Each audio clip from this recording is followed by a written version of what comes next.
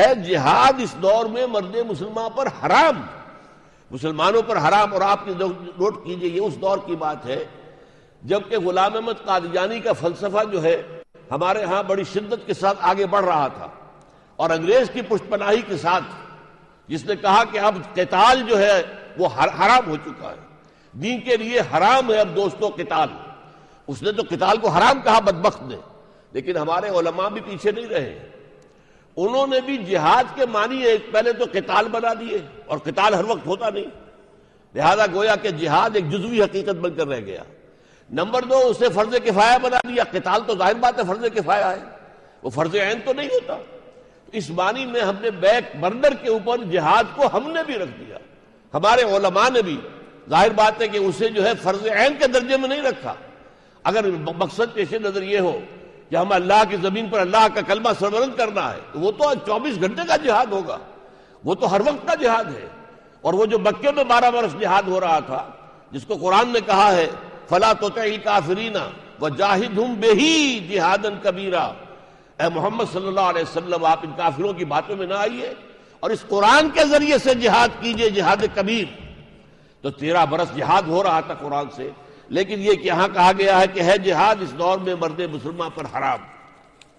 اب یہ دوسرا مشیر کہتا ہے خیر ہے سلطانی جمہور کا غوغا کے شر، تو جہاں کے تازہ فتنوں سے نہیں ہے باخبر۔ یعنی پہلے مشیر سے وہ کہہ رہا ہے کہ تجھے اندازہ نہیں ہے کہ بہت بڑا فتنہ دنیا میں آ چکا ہے، اب تو سلطانی جمہور کا دور آ گیا، اب عوام اگر شہنشاہ بن جائیں گے، بادشاہ بن جائیں گے، اگر ان کے ہاتھ میں ساورنٹی آ جائے گی تو ہماری ابلیس کہاں رہے گی، ہمارا نظام تو درہم برہم ہو جائے گا۔ اب یہ پہلا مشیر ہے، اور یہ بند جو ہے انتہائی ہے ہمیں سمجھنے کے لیے، یعنی میں باخبر ہوں، مگر میری جہاں بینی بتاتی ہے مجھے جو ملوکیت کا ایک پردہ ہو کیا اس سے خطر۔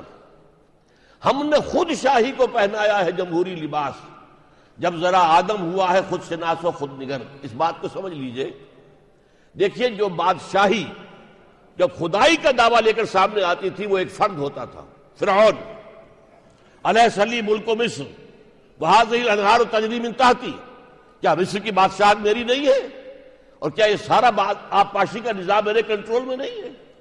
اسی طریقے سے آپ کو معلوم ہے حضرت ابراہیم کا جس سے مجادلہ ہوا نمرود، وہ کیا تھا، وہ کہتے تھے ہم حاکم ہیں انفرادی حیثیت میں۔ اس کا کیا مطلب ہے؟ اصل میں حاکمیت تو سروری زیبا فقط اس ذات بے ہمتا کو ہے، حکمراں ہے ایک وہی، باقی بتانے آزری۔ اللہ کے سوا کسی کی بھی حاکمیت مانی جائے وہ کفر ہے، وہ بدترین شرک ہے، اور اس دور کا سب سے بڑا شرک یہی ہے کہ ہم اللہ کی حاکمیت کے بجائے عوامی حاکمیت کا جو ہے وہ ڈھڈورا پیٹیں اور اس کو قبول کریں۔ تو ہم نے کیا کیا ہے، اب بڑا لطیف بات بتا رہا ہوں آپ سے، کہ اگر ٹنوں وزن کی نجاست فرعون کے سر پر رکھی تھی، اب انہوں نے کیا کیا ہے، تولا تولا سب میں بانٹ دو۔ انسانی حاکمیت ایک فرعون میں تھی، اب افراد کے اندر تقسیم کر دو۔ بظاہر بات ہے کفر تو جو کا تو رہا، وہی کفر ہے، وہی شرک ہے۔ وہ حاکمیت عوام کی ہو گئی، وہ حاکمیت ایک فرد کی تھی۔ اور یہ کب کیا ہم نے، یہ مصرع بہت اہم ہے، جب ذرا آدم ہوا ہے خود شناس و خود نگر، جب سے انسان میں کچھ احساس پیدا ہو گیا ہے اپنی اہمیت کا عوام کے اندر بھی، تو اس کے بعد ظاہر بات ہے ابھی یہ کرنا پڑا کہ اب وہ جو بھی ہے، جو بھی غلاظت کی پوٹلی ہے اسے تقسیم کرے اور سب کو اس میں سے تولا تولا حصہ دے۔ تو یہ بات در حقیقت اس کو سمجھ لیجئے، اور یہ بھی جان لیجئے یہ انسان کو خود نگری اور خود شناسی کس نے عطا کی ہے، یہ دین ہے محمد الرسول اللہ کی صلی اللہ علیہ وسلم۔ وہ جو علامہ اقبال نے کہا ہے The republic form of government is very close to Islam، اس کا تصور دینے والے تو خود حضور ہے صلی اللہ علیہ وسلم۔ امرہم شورا بینہم، ان کا معاملہ تو سارا باہمی مشورے سے طے ہوگا، کوئی حاکم نہیں، حاکم صرف ایک ہے، وہ اللہ ہے، باقی سب اس کے نائب ہیں، اس کے خلیفہ ہیں، تم اپنے میں سے خلیفہ کو چن لو۔ تو جب انسانوں میں یہ شعور پیدا ہو گیا تو ہم نے سوچا اب فرعونیت اور نمرودیت تو نہیں چلے گی، اب ہمیں وہ انسانی حاکمیت کا جو معاملہ ہے نجاست کا، اسے بانٹنا پڑے گا لوگوں کے اندر۔ تو ظاہر بات ہے اس سے فرق تو کوئی واقع نہیں ہوا، کفر تو کفر ہے، شرک تو شرک ہے۔ کاروبار شہریاری کی حقیقت اور ہے، یہ وجود میر و سلطان پر نہیں ہے منحصر، مجلس ملت ہو یا پرویز کا دربار ہو ہے وہ سلطان غیر کی کھیتی پہ ہو جس کی نظر. یہ ہے اصل سے ملوکیت کیا ہے. وہ ہر وہ شخص یا ہر وہ ادارہ، چاہے وہ کانگریس ہے امریکہ کی، اگر وہ غیر کی کھیتیوں پر، دوسرے ملکوں پر ان کے للچائی ہوئی نظریں ڈال رہے ہیں اور ان کے اوپر قبضہ کرنے کے لیے لمبے چوڑے پلان بنا رہے ہیں، تو وہی تو بادشاہت ہے. ملوکیت اور کس شے کا نام ہے وہ سلطان غیر کی کھیتی پہ ہو جس کی نظر. جو بھی اپنے جو ہے اور لوگوں کو اپنا غلام بنا کر اپنی ریونیوز کے اندر اضافہ کرنا چاہتے ہو، ظاہر بات ہے وہی تو بادشاہ ہے. ملوکیت تو جو کہ تو موجود ہے. تو نے کیا دیکھا نہیں مغرب کا جمہوری نظام، چہرہ روشن اندروں چنگیز سے تاریخ تک. یہاں پہ جو لفظ مغرب کا جمہوری نظام آیا وہ خاص طور پر ہے. مغرب میں جو جمہوری نظام آیا ہے اس کے بارے میں یہ نوٹ کیجئے کہ یہاں اس میں دو چیزیں ملی ہوئی ہیں، ڈیموکریسی اور کیپٹلزم. اس کیپٹلزم نے اس ڈیموکریسی کے اندر جو خیر ہے اس کو ختم کر کے رکھ دیا، برباد کر دیا. اس لیے کہ آج امریکہ کی جو جمہوریت ہے وہ کیا ہے؟ وہ در حقیقت وہ تو ڈکٹیٹرشپ آف دی کیپٹلسٹ ہے. اس لیے کہ ظاہر بات ہے وہاں الیکشن کون لڑ سکتا ہے؟ کوئی بلینئر نہ ہو تو الیکشن لڑے گا. یہ تو سارا انہی کا رواج ہے، انہی کا باپ، انہی کا در حقیقت یہ جو میوزول چیئرز گیم ہے جو ہمارے ہاں جاگیرداروں کی ہے، وڈیروں کی ہے، وہ وہاں پر جو ہے سرمایہ داروں کی ہے. تو در حقیقت یہ تو وہی ملوکیت کا جو سب سے زیادہ جو ہے جناؤنا چہرہ وہ اس کے اندر چھپا ہوا ہے. اب تیسرا بشیر بات کر رہا ہے، روح سلطانی رہے باقی تو پھر کیا اضطراب. ہاں ٹھیک ہے، تم نے صحیح کہا، اس جمہوریت کے اندر بھی روح سلطانی تو ہے، غیر کی کھیتی پر تو ان کی نظر ہے، مگر کیا اس یہودی کی شرارت کا جواب؟ کارل مارکس ہے، مگر کیا اس یہودی کی شرارت کا جواب؟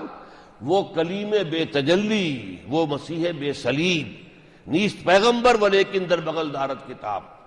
یہ بہت اونچے الفاظ ہیں جو علامہ اقبال نے استعمال کیے ہیں. اس میں کوئی شک نہیں کہ کارل مارکس کے فلسفے نے جس طریقے سے اپنا لوہا منوایا اور جس طرح اس نے لوگوں کے ذہنوں کو پوزیس کیا اور جس طریقے سے اس کی بنیاد پر ایک انقلاب آیا، بولشوک ریولیوشن، اور پھر اس کا سیلاب آ رہا تھا، بڑھ رہا تھا. علامہ کے انتقال کے وقت 1936-37 جو ہے اس میں تو بڑا طوفان آگے بڑھ رہا تھا. یہ تو حیرت ناک بات ہے کہ علامہ کو معلوم ہو گیا تھا کہ چلنے والی چیز نہیں ہے.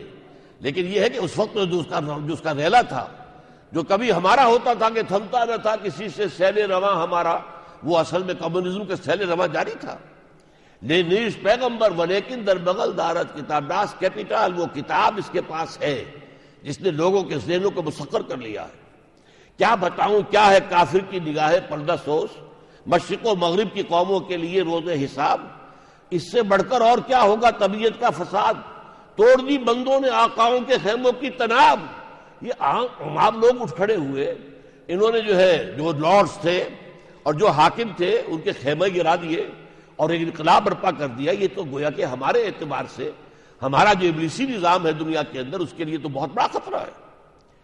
چوتھا مشیر کہتا ہے، توڑ اس کا رومت الکبریٰ کے ایوانوں میں دیکھ، آل سیزر کو دکھایا ہم نے پھر سیزر کا خواب. یہ مسولینی کی طرف اشارہ ہے، فاشزم. جس طرح فاشزم اٹھا تھا اور جس طریقے سے اس نے دونوں نظاموں کو چیلنج کیا تھا، اس کے طرف اشارہ ہو رہا ہے. کون بحر روم کی موجوں سے ہے لپٹا ہوا، گاہ بالت چوں صنوبر گاہ نالت چوں رباب. کبھی وہ تقریر کرتا تھا نہایت جوش والی، کبھی وہ آگے بڑھتا تھا طوفانی انداز میں. گاہ بالت چوں صنوبر گاہ نالت چوں رباب. اس کے بارے میں ایک اور نظم میں جو علامہ اقبال نے بات کہی ہے کہ جب مسولینی پر اعتراضات کیے گئے کہ تم یہ کیا کر رہے ہیں، تم نے ابھی حبشہ پر حملہ کر دیا، اس سے تم نے فتح کر لیا، یہ کیا ظلم تم نے شروع کیا ہے؟ تو اس نے جو جواب دیا تھا وہ سنیے. میرے سودائے ملوکیت کو ٹھکراتے ہو تم نے کیا توڑے نہیں کمزور قوموں کے زجاج؟ پردہ تہذیب میں غارت گری آدم کشی، کل روا رکھی تھے تم نے، میں روا رکھتا ہوں آج.